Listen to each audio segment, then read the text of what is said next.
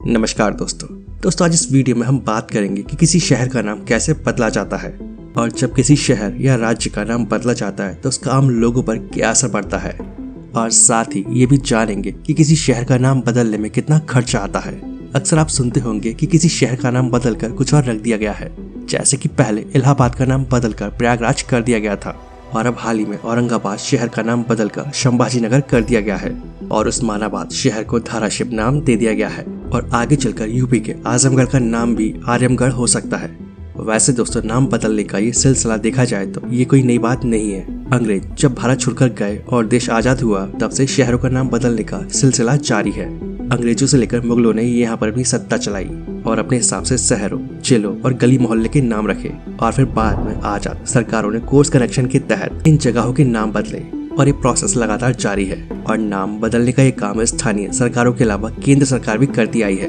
कई famous public place, शहर, राज्य, नगर, स्टेडियम नाम भी समय के साथ बदले गए हैं। अगर आप सोचते हैं कि किसी शहर का नाम बदलने का ऐलान करने के साथ ही उसका नाम बदल जाता है तो आप गलत हैं। किसी भी शहर का नाम बदलने के लिए प्रोसेस को फॉलो करना पड़ता है और बिना इस प्रोसेस को फॉलो किए कोई भी सरकार किसी भी शहर या जिले का नाम नहीं बदल सकती है और सेंट्रल गवर्नमेंट की ओर से इसके लिए गाइडलाइंस जारी की गई है। किसी भी राज्य का नाम बदलने के लिए सरकार को इसी प्रोसेस से होकर गुजरना पड़ता है और इसके लिए सेंट्रल गवर्नमेंट की सहमति भी जरूरी होती है।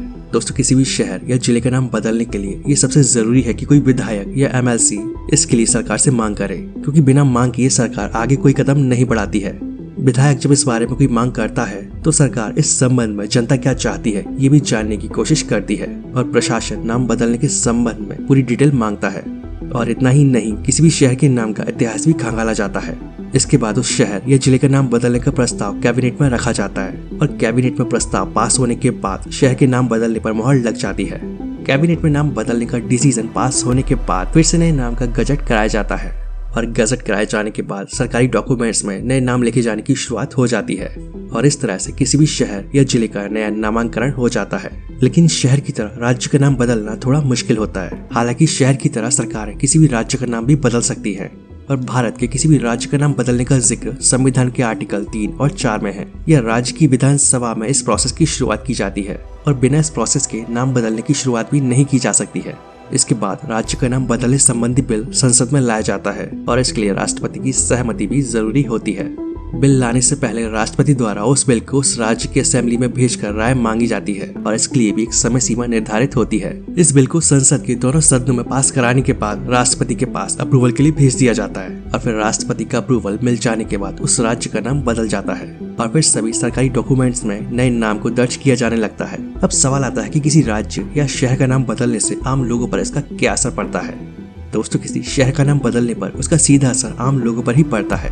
जैसे जब भी किसी शहर का नाम बदला जाता है तो वहाँ मौजूद सभी बैंक, रेलवे स्टेशन, ट्रेनों, थानों, बस स्टैंड और स्कूल कॉलेज वगैरह को अपनी स्टेशनरी व बोर्ड में लिखे पतों पर जिले का नाम बदलना पड़ता है और फिर इन संस्थानों से जुड़ी वेबसाइट के नाम भी बदलने पड़ते हैं और इसके साथ ही आम लोगों को भी अपने डॉक्यूमेंट्स बदलने पड़ते हैं। अब एक बड़ा सवाल ये है कि किसी शहर का नाम बदलने में कितना खर्चा आता है। दोस्तों, किसी जिले, शहर, राज्य, स्थान, गली इनका नाम बदलने में खर्च वहाँ की भौगोलिक स्थिति, ऑफिसों की संख्या, वाहनों की संख्या जैसी कई बातों पर डिपेंड करती है। लेकिन एक मोटे तौर पर अंदाजा लगाया जाए तो ये खर्च 200 से 500 करोड़ या उससे भी ज्यादा हो सकता है। और अगर राज्य यानी किसी स्टेट की बात है तो उसके नाम बदलने का खर्च उसके आकार, क्षेत्रफल, यहाँ तक कि देश दुनिया में उसकी रेपुटेशन पर डिपेंड करता है। नए नाम के अनुसार road, signage system, highway mark, maps, उस राज्य की ऑफिशियल स्टेशनरी और नागरिक अधिकारियों को अपडेट करने पर पैसा खर्च किया जाता है। तो इतनी सारी प्रोसेस और पैसे को खर्च करने के बाद ही किसी शहर या राज्य का नाम बदला जा सकता है। तो अब आप समझ गए होंगे कि नाम बदलने का काम जितना आसान लगता है उतना होता नहीं है। तो दोस्तों, आज के लिए बस इतना ही। तो आई होप आप सभी को ये वीडियो पसंद आया होगा। वीडियो अच्छा लगे तो वीडियो को लाइक और शेयर जरूर कर दें और ऐसी वीडियोस देखने के लिए इस चैनल को सब्सक्राइब कर लें।